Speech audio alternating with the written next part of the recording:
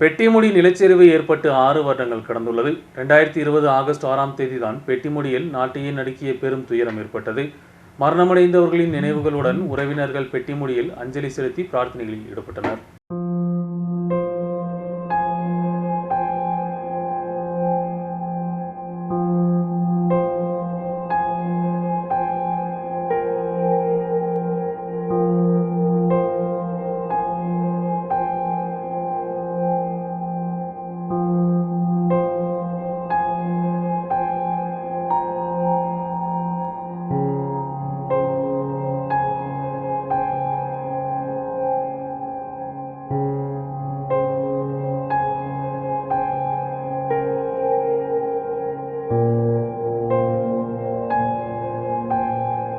ஒரே இரவில் பல ஆண்டுகளின் கனவுகளும் வாழ்க்கையும் மண்ணுக்கடியில் போன பெட்டிமுடி நிலச்சரிவு முடிந்து 6 வருடங்கள் கடந்துள்ளது. 2020 ஆகஸ்ட் 6ஆம் தேதி தான் நாட்டையே நடுக்கிய இந்த மிகப்பெரிய நிலச்சரிவு ஏற்பட்டது. இந்த பெட்டிமுடி நிலச்சரிவை இப்போதும் மூணார் மக்கள் நடுக்கத்துடன் தான் நினைவு கூறுகின்றனர். விபத்தில் மரணமடைந்தவர்களின் கல்லறைகளுக்கு சென்று குடும்ப உறுப்பினர்கள் பிரார்த்தனைகள் நடத்தினர்.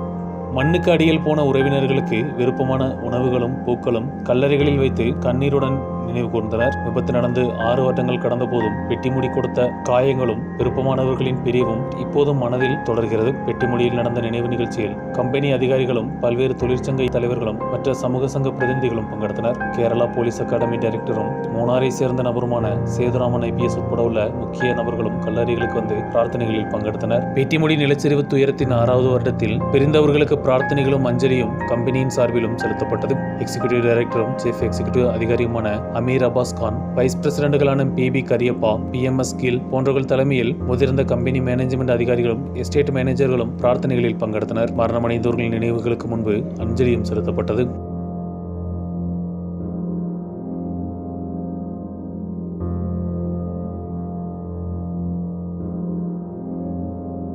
News bureau, Munnar.